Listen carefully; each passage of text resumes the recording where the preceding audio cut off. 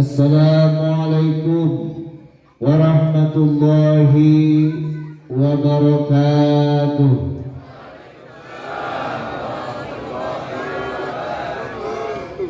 Araya bu ayah bu ayah buaya.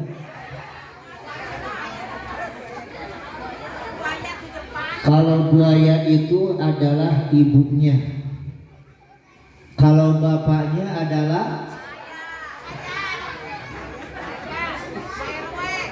kalau anaknya nak ayah, kalau akinya aki ayah.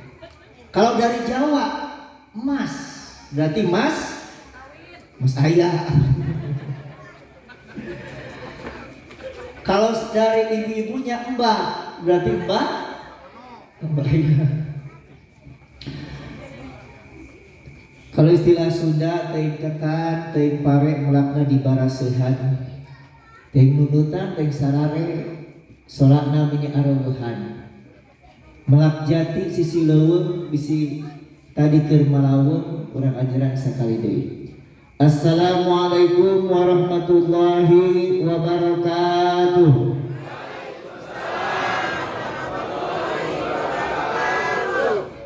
Alhamdulillahilladzi hadana lihadza wa ma kunna linahtadiya laula an hadanallah. Asyhadu an la ilaha illallah wa asyhadu anna Muhammadan abduhu wa rasuluh. Allahumma salli wa sallim wa barik ala sayyidina Muhammadin nuril dzati wa sirri sarri fi jami'il asma'i was sifat, amma ba'du. Fa ya ayyuhal hadirun rahimakumullah, usikum wa nafsi bi taqwallah, fa inna khairaz zadi taqwa la'allakum tuflihun. Puji beserta syukur mari panjatkan kepada Allah yang Maha Ghafur. Salawat beserta salam semoga dilimpah curahkan kepada baginda alam habibana wa nabiyana kanjeng Nabi Muhammad sallallahu alaihi wasallam, kepada para sahabatnya dan kita selaku umatnya, semoga mendapatkan syafaat dari beliau. Hadirin rahimakumullah, yang saya hormati Bapak DKM beserta jajarannya, para kiai, para ajengan, para tokoh, para RT, para RW, dan tak lupa juga Ibu Kades dan semuanya para hadirin rahimakumullah. Semoga Allah Subhanahu wa taala memberikan keberkahan kepada kita semuanya. Amin ya Allah ya Rabbal alamin.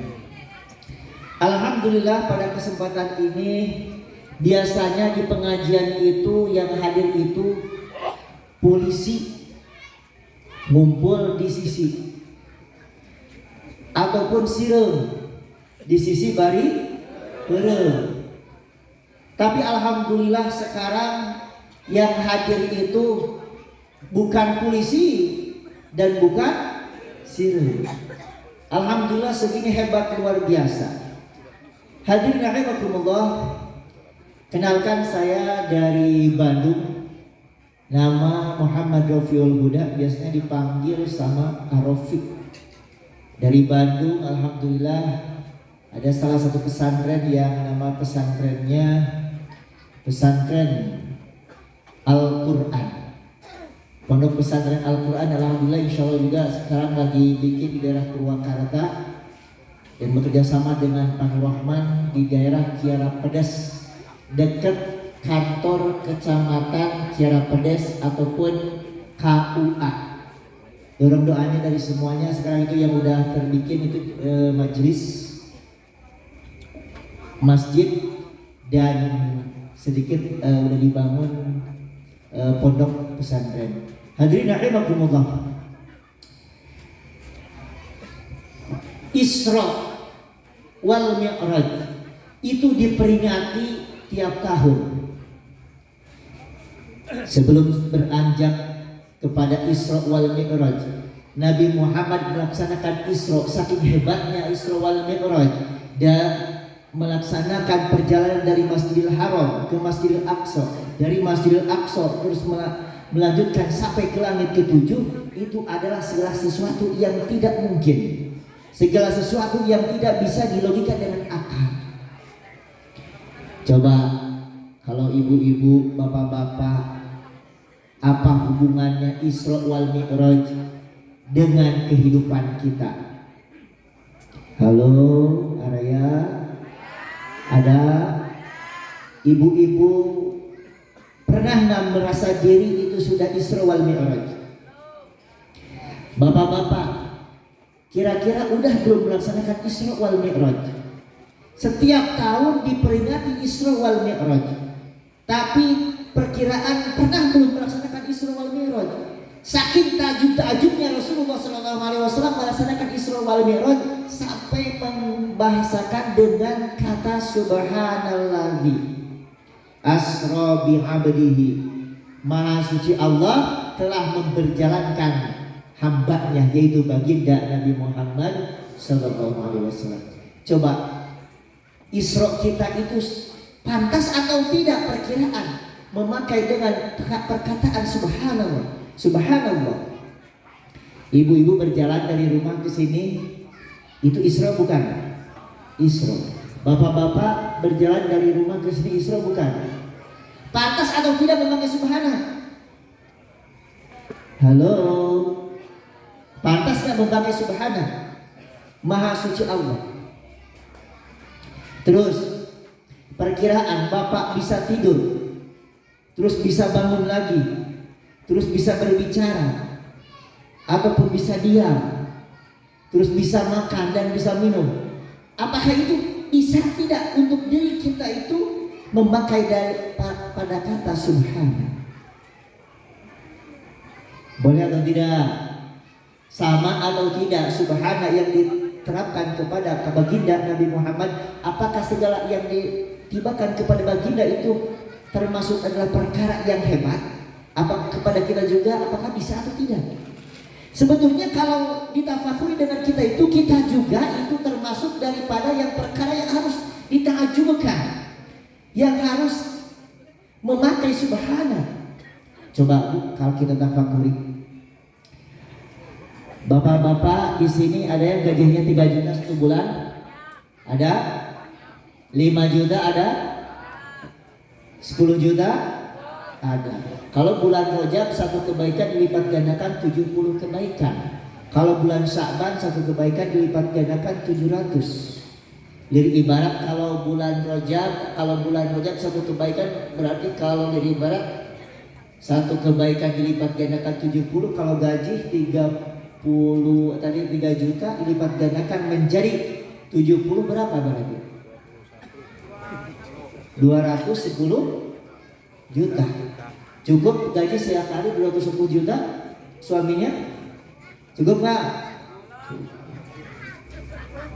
Sebetulnya kita itu perkara apapun kita, tapi ada kalanya seseorang yang memiliki gaji 3 juta tapi tetap terpenuhi kebutuhannya. Kadang kebutuhannya itu 5 juta. Ada seseorang yang memiliki bisa bernafas, kadang tidak bisa bernafas, itu bisa sampai seseorang itu banyak sampai seseorang itu kalau tidak bisa bernafas bisa mengeluarkan uang. Berarti sebetulnya kita itu harus bersyukur dengan perkataan subhana. Malah sampai kamu melahirkan, ibu pernah menafakuri nggak, Bu, melahirkan?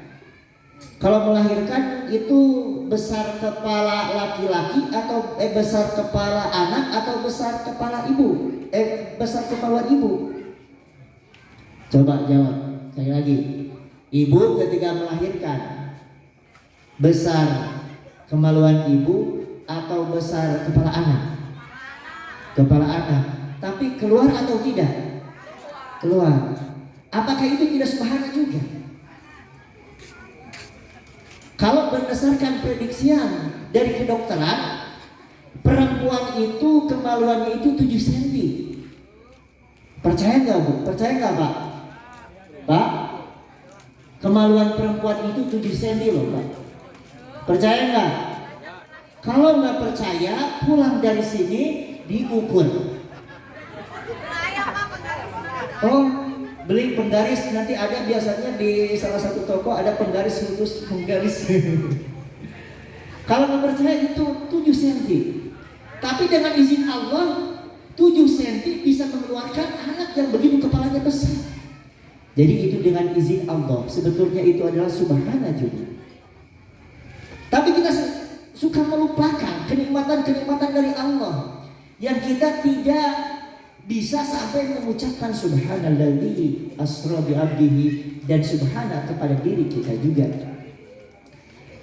Hadirin rahimakumullah. Ini pengajian hebat luar biasa. Di dalam kitab Syu'ubul Iman dikatakan sekali pengajian, baik pengajian majelis taklim ataupun pengajian secara umum, itu kehebatannya luar biasa, bisa mendapatkan pahala satu kebaikan 7.000 tahun ibadah. Di sini ada yang pernah berumur 7.000 tahun ibadah? Ada yang berumur berapa tahun paling sepuh di sini? 80. Ada yang 7.000 tahun? Gak ada.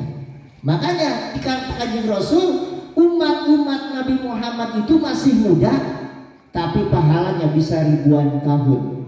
Tapi umat-umat terdahulu ribuan tahun dan ibadahnya ribuan tahun juga. Hadirin rahimakumullah.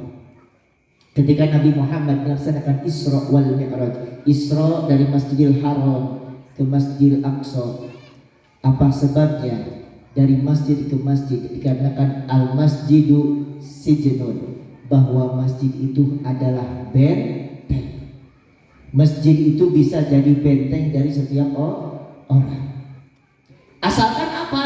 Masjid tersebut menjadikan ada pada jiwanya. Jadi masjid itu dibawa. Maksudnya bukan masjidnya dibawa, tapi segala sesuatu, etika, apapun yang ada di masjid menjiwaraga kepada dirinya. Hadirin rahimakumullah. Seterusnya ketika Nabi Muhammad melaksanakan Isra wal Mi'raj, Nabi Muhammad melihat salah satu kaum, yang mana kaum tersebut di antaranya si kemaluannya dipakai tali, disumbal dengan apa? Tali. Kemaluan belakangnya juga ditutupi. Ternyata Nabi Muhammad bertanya kepada malaikat Jibril, wahai Jibril, liman dzalika? Ternyata orang tersebut adalah ketika disumbal kemaluan terus makan makanan yang pedas. Kalau kita sendiri Bu, kalau banyak makan atau banyak minum, perkiraan gimana Bu? Bisa keluar nggak? Kalau ininya ditutup kemaluannya, bisa keluar nggak? Enggak. Kebayang ya Bunya? Makan yang pedas-pedas, segala dimakan, tapi ternyata si kemaluannya ditutup, kemaluan depan dan kemaluan belakang. Ternyata kata Nabi Muhammad SAW bertanya kepada malaikat Jibril, liman dzalika, itu adalah perumpamaan orang yang memakan harta riba. Kalau zaman sekarang riba atau judi, gak mungkin judi secara langsung. Tapi judi zaman sekarang itu adalah jarang ya, sekarang bapak-bapak main gaplehnya jarangnya. Tapi judinya judi online. Ada juga permainan Agustusan, hati-hati nih. Ataupun musik, mancing, itu ada yang ada unsur judi. Permainan Agustusan ada yang unsur judi seperti apa? Ada yang termasuk unsur judi, ada juga yang tidak termasuk unsur judi. Yang termasuk unsur judi, salah satu contoh gini, permainan seperti gerak jalan.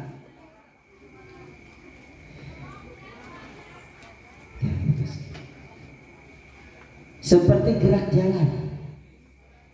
Hati-hati. Gerak jalan yang bagaimana yang ada unsur judi? Gerak jalan yang hadiahnya tidak ada sponsor. Salah satu contoh, biasanya para panitia dari kalau gerak jalan yang tingkat RT atau RW biasanya suka nagih apa tuh, jual beli kupon. Kupon biasanya dijual 10.000 per apa? Per kupon ataupun per nomor.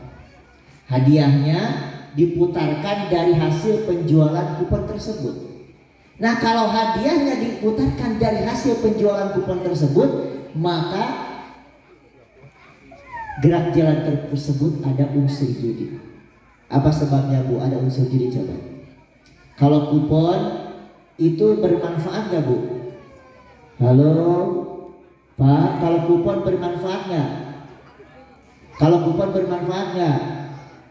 Kalau kupon bisa dipakai beli bala-bala? Kalau kupon bisa dipakai beli rokok? Kalau kupon bisa dipakai minuman? Enggak. Otomatis ketika kita membeli kupon tadi, pasti ada yang rugi, ada yang untung. Itu termasuk daripada gerak jalan yang ada unsur judi. Tapi kalau yang tidak ada unsur judi seperti gini, seseorang beli kupon, tapi kupon tersebut dipakai untuk kehidupan sehari-hari. Maksudnya kalsi kupon tersebut dipakai biaya administrasi, adapun hadiah ada dari sponsor. Nah, itu tidak ada unsur judi, dikarenakan kupon tersebut dipakai makan, minum dan lain sebagainya. Hadirin rahimakumullah.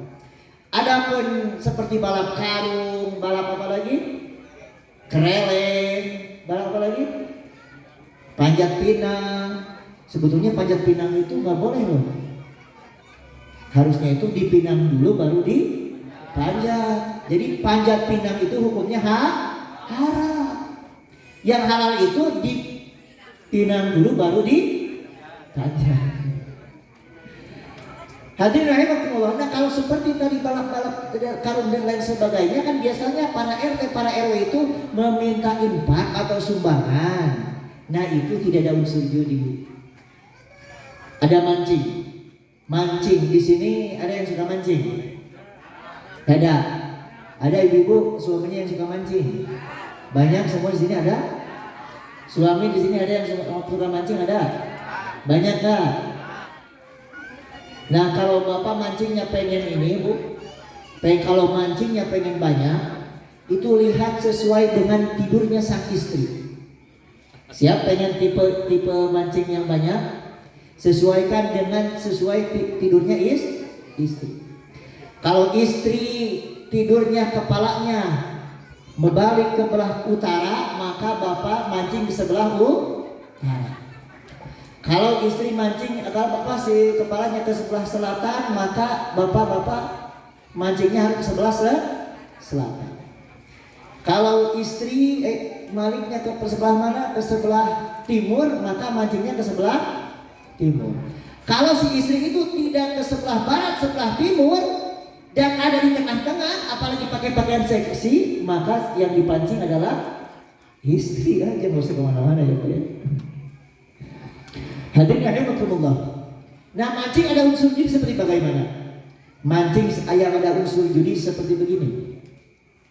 Mancing seperti ada unsur judi seperti misalkan mancingnya itu nyewa 1 jam 20.000, baik dapat ataupun tidak.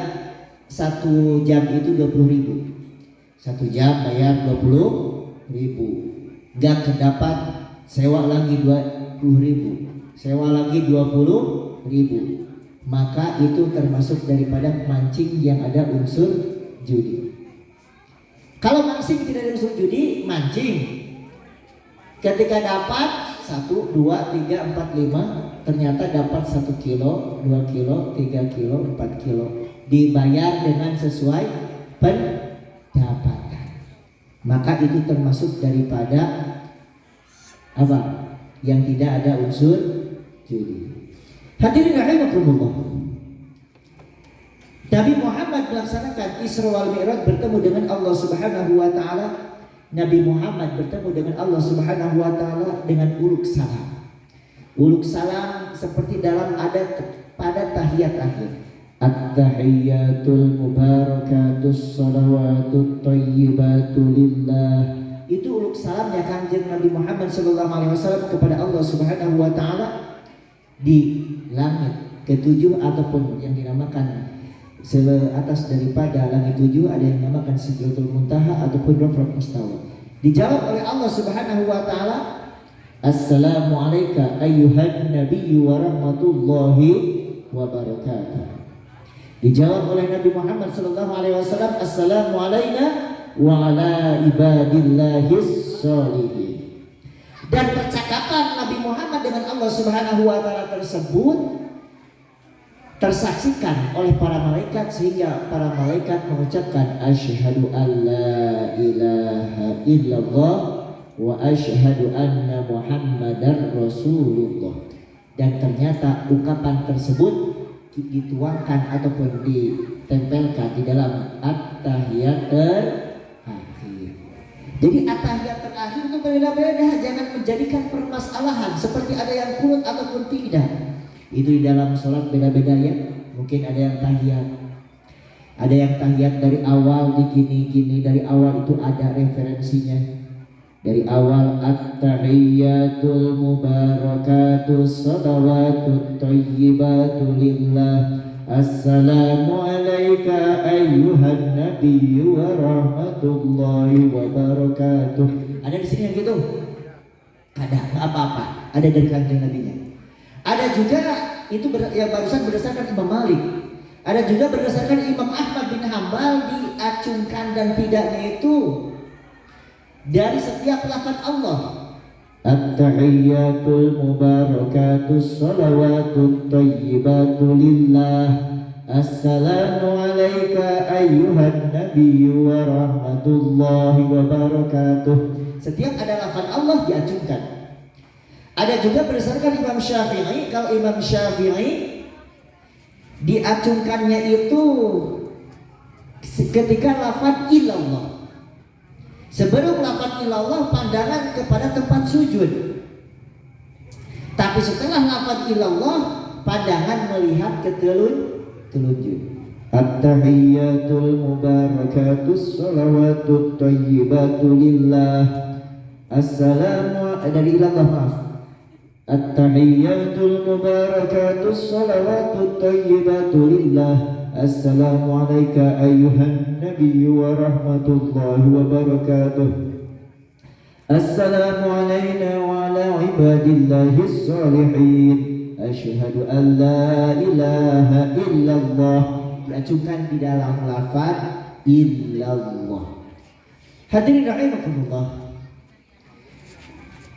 Termasuk daripada kita harus perhatikan, salat itu termasuk daripada as-salatu ra'su kulli mu'minin. Salat itu adalah pondasinya ataupun dari termasuk daripada kepalanya seluruh amal. Jadi kalau namanya kepala gimana Bu? Kalau ada orang yang suka sholat, ada orang suka sholat, suka zakat, suka puasa, suka ibadah haji, maka sempurnalah amalnya dengan catatan sholatnya benar. Akan tetapi seseorang yang suka melaksanakan puasa, seseorang yang suka melaksanakan zakat, seseorang yang suka melaksanakan ibadah haji tapi tanpa sholat, ibarat sepertikan orang itu memiliki badan tanpa kepala. Kalau ada badan tanpa kepala gimana? Misalkan ada malam-malam Bu datang ke rumah ibu-ibu, tok tok tok tok tok, assalamualaikum. Ketika dibuka nggak ada kepalanya, dimasukkan nggak Bu? Masukkan nggak? Hah? Nggak. Kaset Bu, cakep. Dimasukkan nggak? Bawa uang 500 juta, dimasukkan nggak? Kenapa nggak dimasukkan? Kalau datang malam-malam ke rumah bapak-bapak, ketuk pintu, ternyata ketika dibuka itu nggak ada kepalanya, dimasukkan nggak Pak? Cantik loh Pak. Bahenol Pak, bahenol. Dimasukkan atau tidak perkiraan? Tidak. Apa sebabnya tidak dimasukkan? Dikarenakan tidak ada kepalanya. Dikarenakan biasanya yang tidak ada kepalanya apa?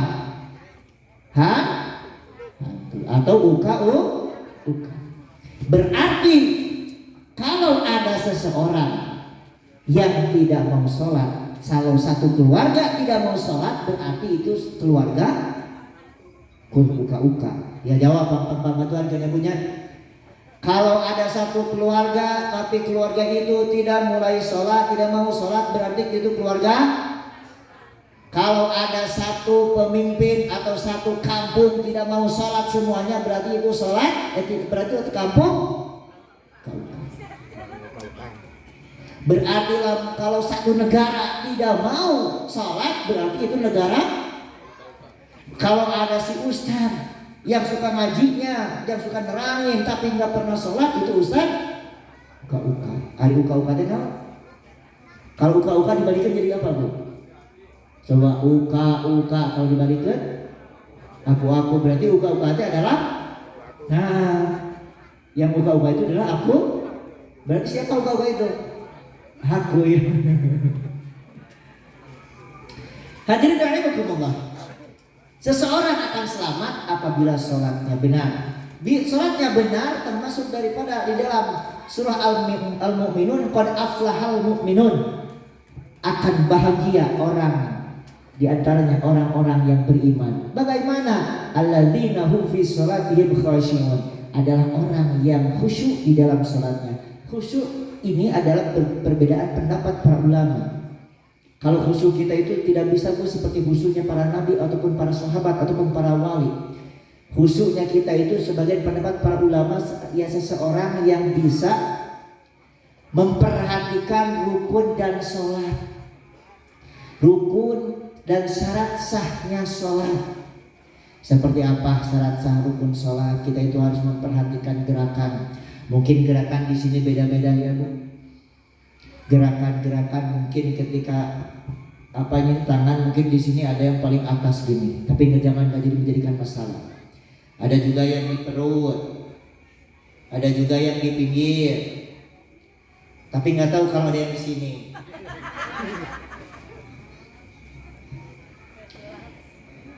Dan harus juga memperhatikan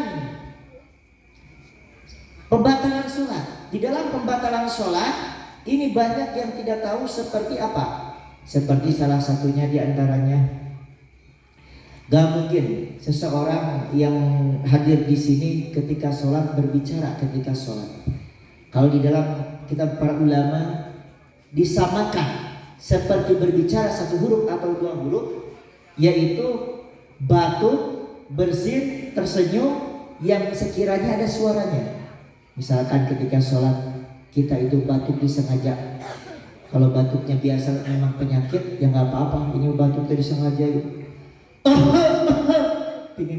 Pengen apa? Pengen ketahuan oleh orang lain. Maka batuk tersebut menjadikan batal. Atau ngadehem memang bahasa Indonesia itu. Nah, ngadehem gitu. Kalau tidak ada tidak ada udzur, tidak ada sakit, emang biasa-biasa aja, tapi ini memang kebiasaan, harusnya biasa ataupun memang ada wanita cantik misalkan, nah disengajakan dikeraskan itu dapat membatalkan sholat.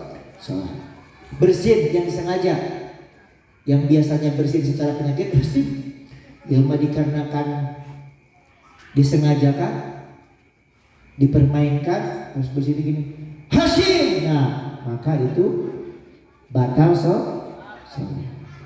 Hadirin rahimakumullah. Kita juga harus memperhatikan syarat sah sholat. Syarat sah sholat seperti apa? Suci dari najis. Biasanya suci dari najis kita itu biasanya di dalam apa ya? Di dalam mensucikan pakaian. Ibu biasanya kalau bapak-bapak mensucikan pakaian bagaimana? Air yang datang ke pakaian atau pakaian yang datang ke air? Hah? Coba, nih yang biasa kalau di iklan biasanya air, biasanya apa dulu? Air dulu, setelah air apa? Deterjen. Setelah deterjen apa lagi? Apa? Pakaian. Yang harusnya secara hukum fikih harusnya air yang datang ke pakaian, bukan pakaian yang datang ke air. Kalau tadi air dulu, terus deterjen, baru pakaian. Berarti apa, air yang datang ke pakaian atau pakaian yang datang ke air? Secara fikih harus air yang datang ke pakaian. Kalau air yang datang ke pakaian, kalau pakaian yang datang ke air, maka itu tidak suci. Bagaimana solusinya? Seperti yang harusnya versi aslinya, berarti pakaian dulu. Setelah pakaian, air. Setelah air deterjen. Paham? Maka itu termasuk suci, walaupun seumpamanya tidak dibersihkan kembali. Tapi tetap kan banyak apanya? Banyak budahnya. Paham gak Bu? Atau misalkan versi yang tadi misalkan air dulu, deterjen, terus apa lagi? Pakaian direndam, asalkan terakhirnya disucikan kembali. Yang penting air datang ke pakaian, misalkan apa, dikucurkan di dalam air ataupun di dalam keran, ya, gitu. Nih, berarti kalau di dalam keran aman. Ini seumpamanya ada gini, airnya sedikit, misalkan ada tiga jolang, jolang yang 1, jolang 2, jolang 3. Pakaiannya banyak, tapi pengen suci semuanya. Kalau cara yang gini, yang pertama cara yang tidak suci. Cara yang tidak suci berarti tadi apa? Air, deterjen, baru pakaian. Setelah dikucek beres, si airnya tadi yang si pakaian yang tadi udah direndam, diperet. Setelah diperet, dicelupin ke air yang bersih 1. Walaupun air bersihnya sampai ada 1000 air, celup,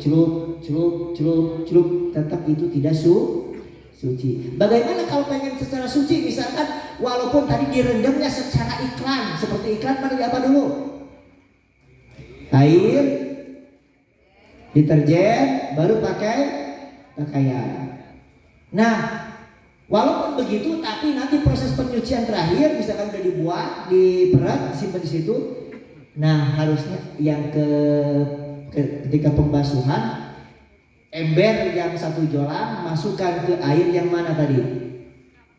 1 yang tadi udah dikeluarkan si airnya yang udah diperet. Jur 1, lanjut lagi jur, lanjut lagi.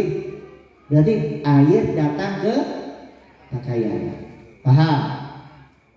Ini tapi banyak yang kadang kalau airnya sedikit, biasanya cuma dilap-lap pukul gitu ya, direndam-rendam aja. Kecuali airnya banyak. Kalau airnya banyak, silahkan. Seperti biasanya di pesantren-pesantren ada kulah, nyuci tenggelamkan si pakaiannya ke kulah, itu nggak apa-apa. Hadirin rahimakumullah.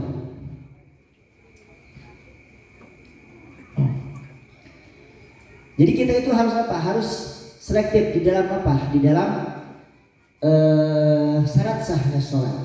Dikarenakan kalau kita tidak bisa menjaga sholat kita, maka berbahaya.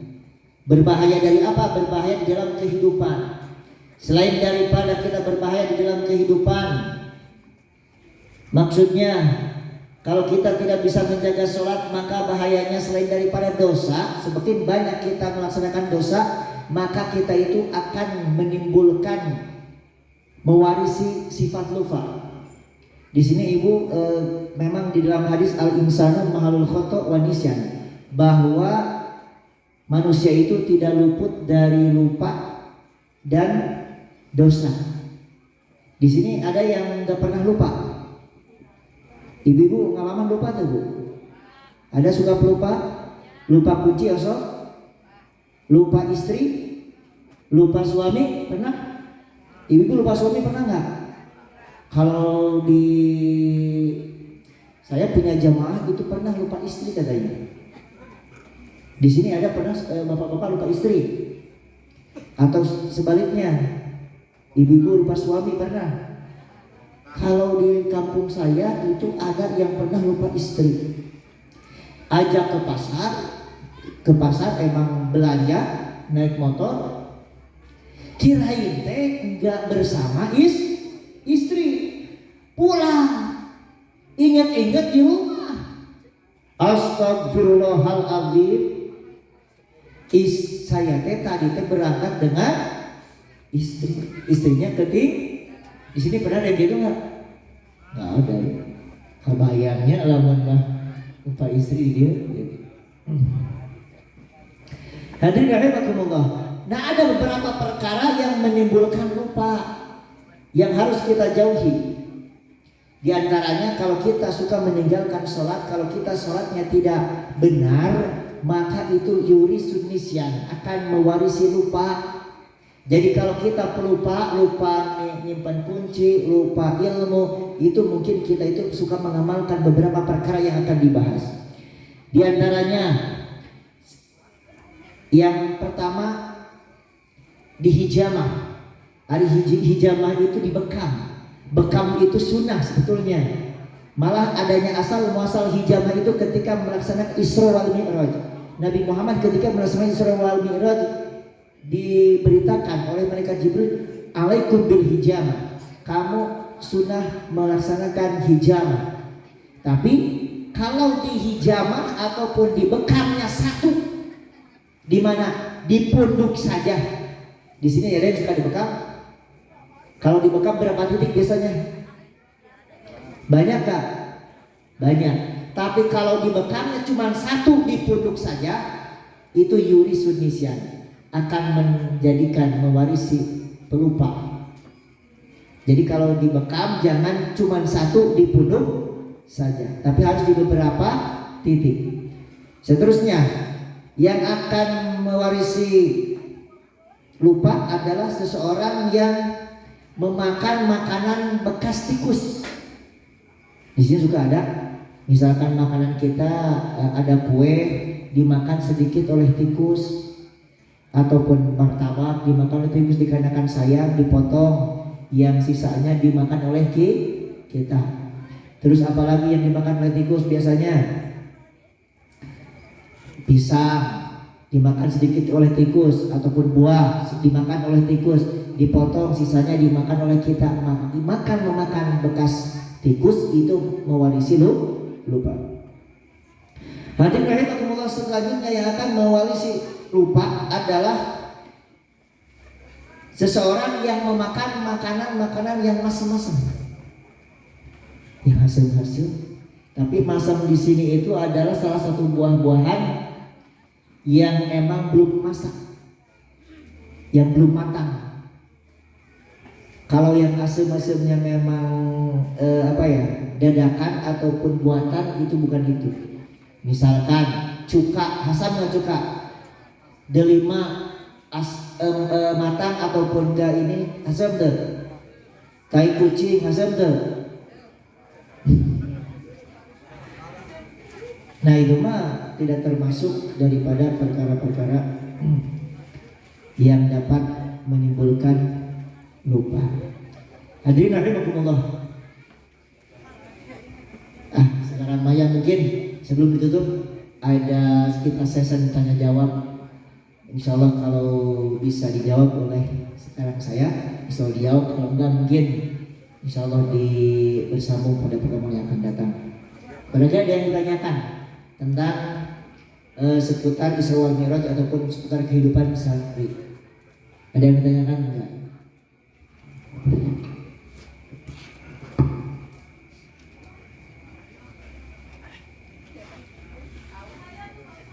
Hah?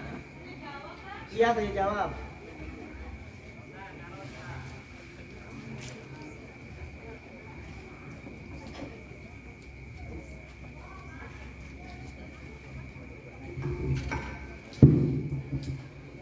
Ada yang bertanya?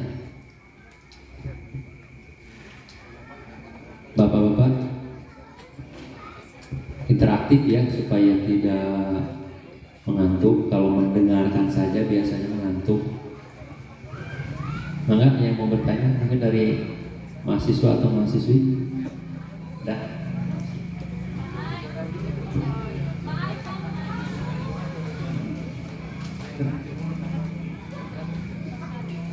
Bismillahirrahmanirrahim. Assalamualaikum warahmatullahi wabarakatuh. Izin memperkenalkan diri. Nama saya Dedan Nugraha dari mahasiswa STIE Syariah Indonesia Purwakarta. Nah, yang disampaikan dari Pak Ustadz mungkin juga ada di lingkungan kita gitu ya, bahwa mungkin ada beberapa orang yang saya pikir sholatnya itu terlalu banyak gerakan. Jadi misalkan tadi kan gerakan harus benar-benar kita maklumi bahwa ada gerakan sholat yang memang ada perbedaan-perbedaannya. Nah, untuk sholat itu sendiri ternyata ada beberapa yang saya temui di lingkungan. Jadi sholatnya pun terlalu banyak gerakan. Jadi semacam ya seperti tergesa-gesa gitu ya. Ada yang beberapa seperti itu. Kemudian sholatnya pun tidak tenang gitu Pak Ustadz. Dan seringkali berbeda dengan sholat pada umumnya. Nah, apa sih yang harus kita sikapi terhadap sholat-sholat yang semacam itu gitu ya, yang tergesa-gesa dan terlalu banyak gerakan sehingga berbeda dengan sholat pada umumnya? Mungkin bisa dijelaskan begitu. Mungkin sekian dari saya. Wassalamualaikum warahmatullahi wabarakatuh. Waalaikumsalam warahmatullahi wabarakatuh. Saya jawab dulu satu pertanyaan ini. Insya Allah pertanyaan yang lainnya nanti disambung biar gini.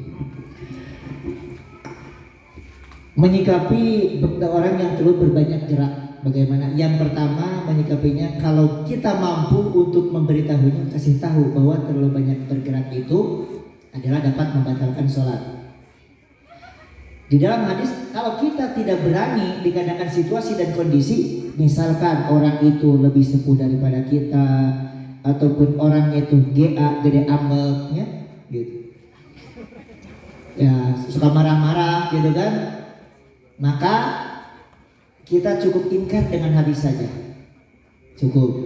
Dikarenakan yang dapat membatalkan sholat itu 3 kali bergerakan itu adalah berturut-turut dalam satu rukun. Kalau kesalahan nggak apa-apa. Misalkan gini, yang dapat membatalkan terlebih dahulu 3 kali bergerakan berturut-turut. Misalkan lagi sholat, Bismillahirrahmanirrahim, Alhamdulillahirabbil alamin. Ini gerakan. Berarti 1, 2, 3. Atau ada juga gini, Bismillahirrahmanirrahim, Alhamdulillahirabbil alamin, Ar-Rahmanir-Rahim. 3 kali udah batal. Atau garuk-garuk 3 kali gerakan berturut-turut, Bismillahirrahmanirrahim, 1, 2, 3, batal. Tapi kalau di dalam beberapa kitab ulama, kalau yang bergeraknya jari itu walaupun beberapa kali nggak batal. Misalkan ada yang kata 1, 2, 3, 4, 5, 6, 7, 8, 9, 10, 11. Walaupun beberapa kali asalkan geraknya jari itu nggak batal. Tapi kalau geraknya semua 1, 2, 3 udah batal. Nah, ada gerakan yang tidak berturut-turut itu tidak batal, tapi kurang baik. Salah satu contohnya yang tidak batal ini, Bismillahirrahmanirrahim, Alhamdulillahirabbil alamin, Ar-Rahmanir-Rahim, Maliki yaumiddin. Terserah dulu. Ada salah. Iyyaka na'budu wa iyyaka nasta'in, ihdinas siratal mustaqim, siratal ladzina an'amta 'alaihim ghairil maghdubi 'alaihim waladdallin. Amin. Kalau nggak kesalahan nggak apa-apa. Tapi kalau langsung ke dia, ke sini, ke sini, ke sini, tah eta mah budug. Memiliki penyakit eksim mungkin ada. Jadi kalau ada jeda itu nggak apa-apa, cuman kurang baik. Dan kata Rasul, sholatlah kamu seperti sholatnya orang, seperti patung. Maksudnya tidak boleh bergerak kecuali gerakan di dalam sholat. Ini ada yang dapat membatalkan, tapi pada yang nggak tahu nih. Banyak imam-imam juga, imam masjid. Malah saya pernah lihat di masjid, wallahu alamnya di daerah Jakarta itu masih mengamalkan. Di dalam kitab Bughyatul Murtasyidin dikatakan termasuk dari para gerakan yang dapat membatalkan sholat apabila kita di dalam takbiratul ihram disertai dengan gerakan kepala. Nah, yang harusnya itu yang aman, posisi pandangan melihat tempat sujud. Ketika takbir Allahu Akbar, aman. Yang dapat membatalkan sholat misalkan gini, ini posisi menghadap ke depan, ketika bar gerunduk. Ini salah satu yang benar. Allahu Akbar, batal. Atau dibarengi dengan gini, Allahu Akbar, batal. Dikarenakan ngangkat dua tangan itu adalah sunnah. Berarti ini satu, ini dua, ini tiga. Atau ini satu, ini dua, ini tiga. Atau ke pinggir sama Allahu Akbar, Allahu Akbar. Atau dibalik kalau luhur Allahu Akbar. Itu mah olahraga ini. Jadi yang bagus itu adalah posisi pandangan ke tempat sujud. Baru mungkin ada yang ditanyakan lagi. Boleh 3 atau 4 pertanyaan lagi biar gak ngantuk. Ya, terima kasih.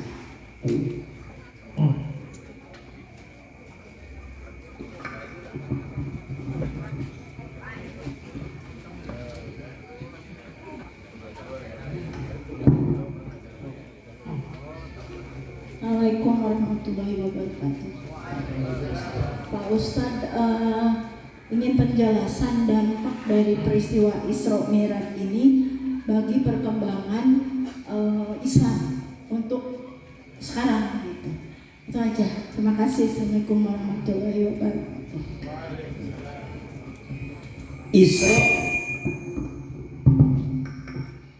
Isra wal Mi'raj bagi perkembangan Islam itu banyak sekali. Harusnya dengan Isra wal Mi'raj itu harusnya kita itu seperti kalau kata Rasul kun kal yadain wala takun kal udunain. Kita itu harus bagaikan dua tangan. Yang mana ini tangan selalu bersilaturahmi. Selalu bisa bertempel tangan. Selalu saling memberi. Apabila kita ada yang gatal bisa digaruk. Jadi intinya harus bisa adanya Isra wal Mi'raj itu harusnya seseorang itu menjadi rajin tolong menolong. Dengan Isra wal Mi'raj harusnya bersatu.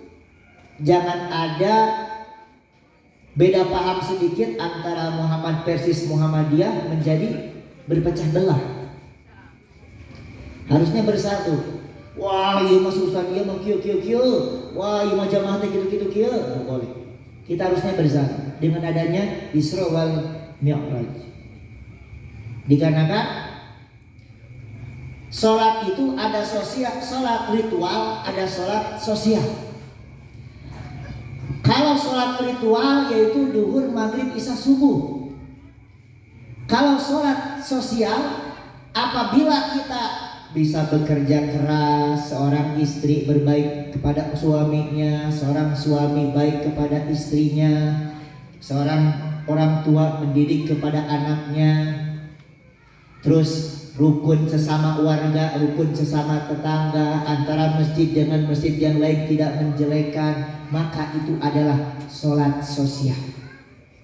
Berarti kalau kata Rasulullah SAW dikatakan seolah-olah kalau seseorang yang suka sholat tapi masih jelek kepada istrinya, masih jelek kepada suaminya, masih jelek kepada tetangga, tidak bermasyarakat, seolah-olah itu tidak melaksanakan sholat. Tapi dalam tanda kutip ya, maksudnya dikarenakan di dalam Al-Quran dikatakan inna sholata tanha anil fahsya'i wal munkar. Sesungguhnya sholat mencegah dari perbuatan keji dan mungkar. Yang harusnya sholat itu menjadikan segala sesuatu baik di pandangan kehidupan sosial. Tapi ya tetap itu kembali kepada pribadinya masing-masing. Silakan, ada 2 lagi barangkali ya. Lebih baik tanya jawab gini ya daripada nerangin ya, kayaknya gak ngantuk ya kalau nerangin.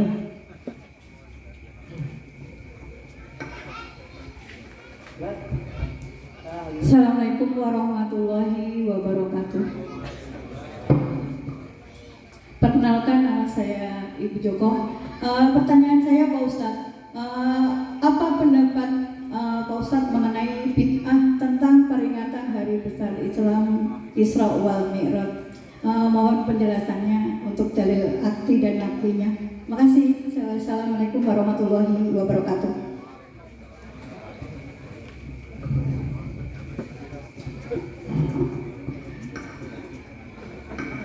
Apa dalilnya? Gitu kan?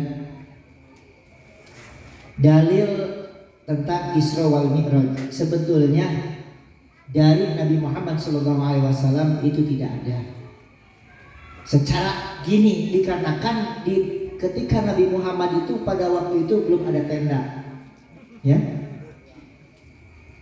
Pada Nabi Muhammad belum ada tenda, belum ada panggung,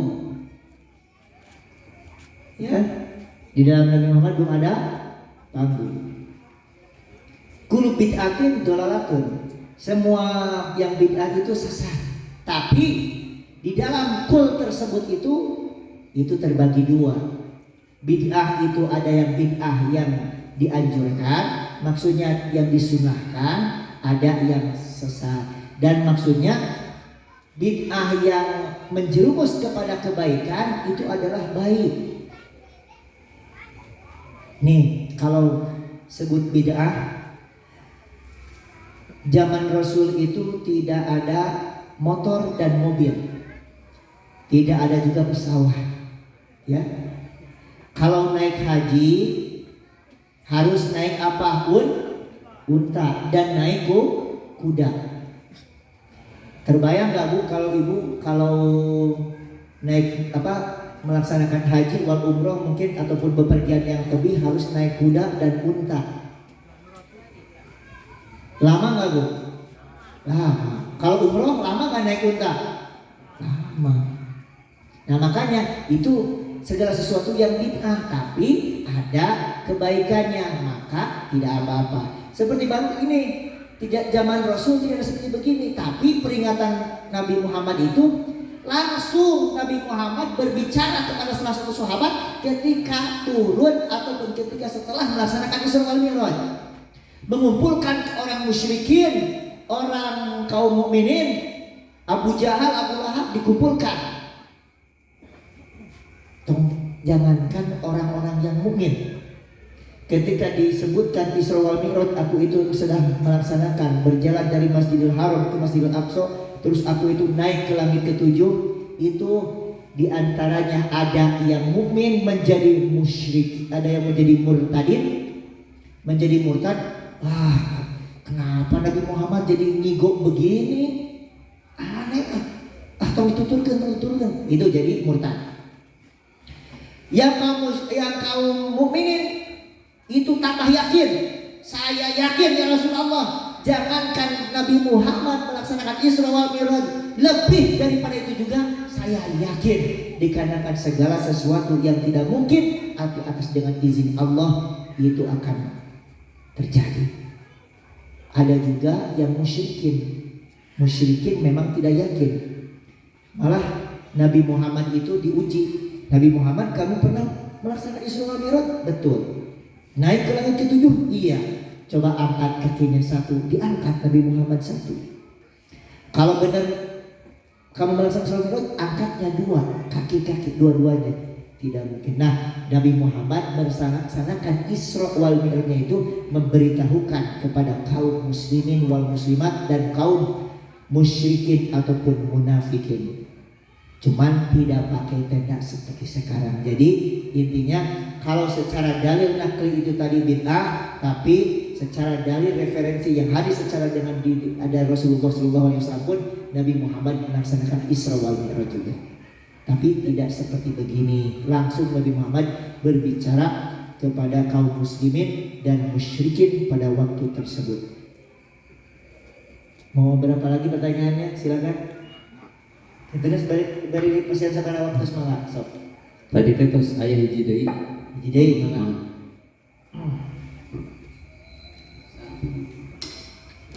Yang mau bertanya lagi? Satu lagi. Bapak-bapaknya mungkin sudah cukup? Cukup ya? Alhamdulillah sudah cukup. Ustaz, mungkin bisa dilanjutkan dengan doa. Alhamdulillahirabbil alamin. Sekian yang dapat saya sampaikan. Semoga ada manfaatnya. Kalau memang ada pertanyaan yang penasaran, insya Allah nanti bisa berlanjut setelah acara. Kita tutup dengan doa. Allahumma sholli wa sallim wa barik ala nabiyyina wa syafi'ina wa lana Muhammadin sallallahu alaihi wasallam. Alhamdulillahi rabbil alamin hamdan syakirin hamdan na'imin. Allahumma sholli wa sallim wa barik ala sayyidina Muhammadin nuril dzati wa sirri fi jami'il asma'i was sifat.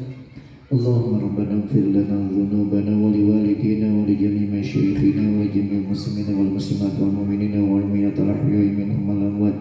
اللهم إنا نعوذ بك من علم لا ينفع قلب لا يخشى وعمل لا يرفع ودعاء يستجيب برحمتك يا أرحم الراحمين. ربنا آتنا في الدنيا حسنة وفي الآخرة حسنة وقنا عذاب النار. صلى الله على سيدنا محمد وعلى آله وصحبه وسلم. سبحان ربك رب العزة عما يصفون وسلام على المرسلين والحمد لله رب العالمين. الفاتحة. أعوذ بالله من الشيطان الرجيم. بسم الله الرحمن الرحيم. الحمد لله رب العالمين الرحمن الرحيم مالك يوم الدين. إياك نعبد وإياك نستعين اهدنا الصراط المستقيم صراط الذين أنعمت عليهم غير المغضوب عليهم ولا الضالين. Amin. Sekian yang dapat saya sampaikan. Salah dan benarnya tidak yang memiliki hanya Allah Subhanahu wa taala. Kita kembalikan kepada Allah. Wabillahi taufiq wal hidayah wa ridha wal inayah. Wassalamualaikum warahmatullahi wabarakatuh. Waalaikumsalam.